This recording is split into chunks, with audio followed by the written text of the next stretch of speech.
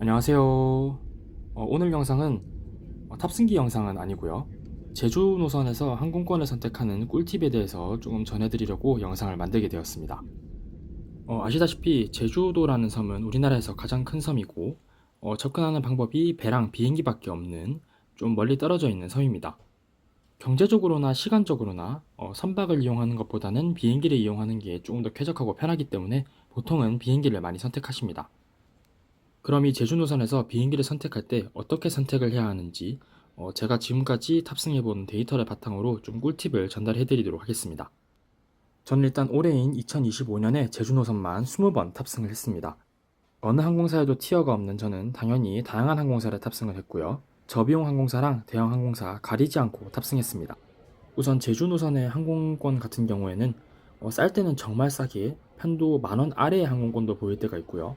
비쌀 때는 100,000원 이상까지 올라가는 걸 본 적도 있습니다.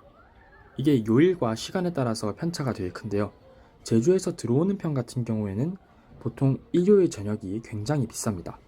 제주로 가는 편의 경우에는 다른 요일과 비교해서 좀 비싼 건 당연히 금토가 좀 비쌌습니다. 저는 보통 항공권 구매는 항공사 공식 홈페이지나 공식 앱에서 합니다.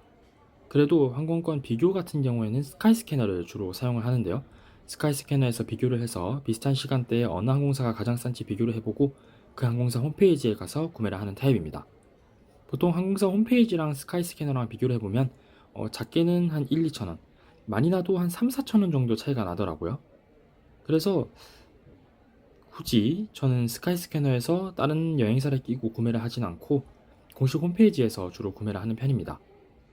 뭐 항공기가 결항되거나 뭐 비정상 운항이 생기거나 그런 경우에 대처가 공식 홈페이지가 훨씬 빠르기 때문에 여행사를 끼고 구매하는 것보다는 공식 홈페이지에서 저는 주로 구매를 하는 편입니다. 항공권을 구매하시다 보면 항공사가 다양하게 있는 걸 보실 수 있습니다.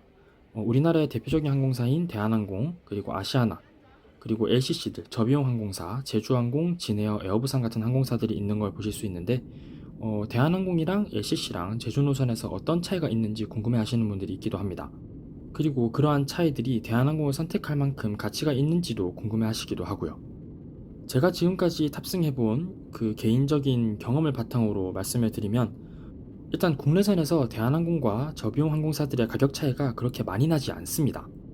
그리고 솔직히 우리나라 국내선이 길어봤자 1시간 1, 20분이기 때문에 저는 웬만하면 싼 걸 선택하시라고 추천을 드리긴 하는데 대한항공과 저비용 항공사들의 가격 차이가 많이 날 때는 한 2, 3만원, 많게는 5만원 정도까지 벌어지는 걸 봤고 뭐 어떨 때는 대한항공이 더 싼 경우도 있었던 것 같습니다.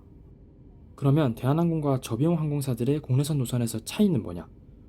제가 경험한 차이는 수화물, 그리고 좌석, 서비스 이 정도 3개를 꼽을 수 있을 것 같습니다. 일단 저비용 항공사 같은 경우에는 특가 항공권을 구매하게 되면 위탁 수화물이 없는 경우가 있는데 대한항공은 위탁 수화물이 없는 경우는 한 번도 없었습니다. 그리고 좌석 같은 경우에는 대한항공 개똥 같은 기재를 좀 피해서 타기만 하면 좌석은 대한항공이 압도적으로 좋습니다. 좌석 간격도 넓고 항공기가 큰 비행기도 꽤 투입이 되기 때문에 좀 쾌적한 비행을 경험할 수 있습니다. 서비스 면에서 눈에 보이는 차이, 체감되는 차이는 뭐 음료 서비스라고 할 수 있을 것 같고요. 음료 서비스는 대한항공은 일단 순항고도에 올라가면 음료 서비스를 하는데 이 음료 서비스 같은 경우에는 LCC 중에서도 하는 항공사가 있긴 합니다. 에어부산은 제주 노선에서만 음료 서비스를 하고 있고요. 파라타 항공도 피치원보드라고 자사의 그 트레이드마크 음료수를 서비스를 하고 있습니다. 물론 음료의 종류에는 차이가 있긴 합니다. 에어부산은 사과 주스와 감귤 주스, 그리고 물 이렇게 3개만 선택할 수 있고요. 파라타 항공은 아까 말씀드렸다시피 피치원보드 하나만 선택할 수 있습니다. 그 반면에 대한항공은 커피나 콜라, 다양한 음료수들을 선택해서 먹을 수 있습니다.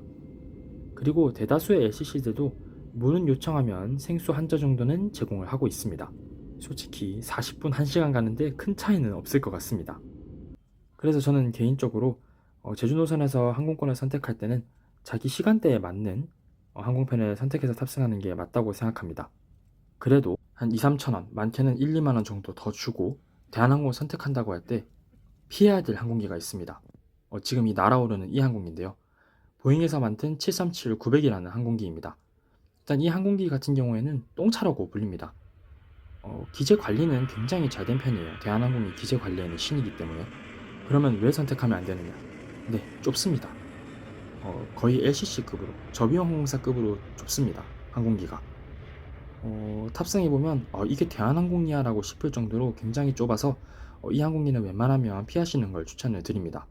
거의 비슷한 시간대에 대한항공의 보잉 737-900이랑 저비용 항공사랑 가격 차이가 얼마 안 나면 더 싼 걸 선택하시기를 추천드리겠습니다.